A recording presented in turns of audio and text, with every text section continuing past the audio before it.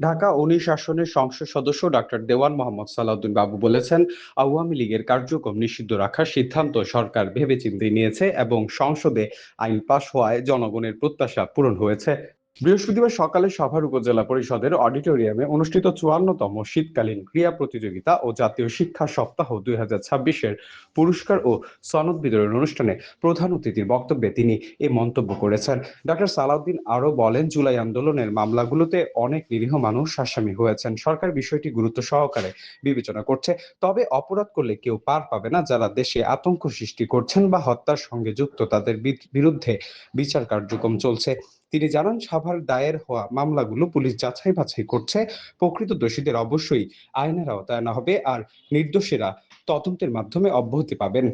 অনুষ্ঠানে স্থানীয় প্রশাসনের কর্মকর্তা, শিক্ষক, শিক্ষিকা সহ বিভিন্ন শ্রেণী পেশার মানুষ উপস্থিত ছিলেন। সরকার যা সিদ্ধান্ত নিচ্ছে বুঝে শুনে নিচ্ছে এবং যেটা জনগণের প্রত্যাশা সেটি পূরণ হয়েছে।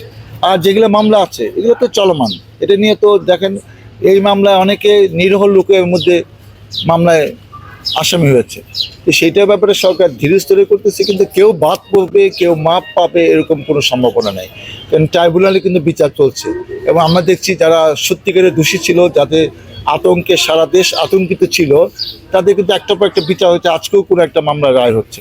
অতএব আমি যেটা প্রত্যাশা করি এবং আমি যেটা মনে করি, সাভারে যেগুলো মামলা হয়েছে যেটা সত্যিকারের দোষী কেউ বাদ পড়বে না। সরকার এগুলো রিভিউ করতেছে, কিন্তু দোষী লোক যারা সত্যিকারে ইনভলভ ছিল, কাউকে হত্যার সাথে গুলি করেছে, ডকুমেন্ট আছে, তারা কেউ বাদ পড়বে না এবং এইটাই নিয়ম, এইটাই হওয়া উচিত। মামলায় অনেকে থাকবে এবং সেটা পুলিশের এখতিয়ার আছে, তদন্ত সাপেক্ষে যারা দোষী না তারা সেখান থেকে অব্যাহতি পাবে, এটাই তো নিয়ম।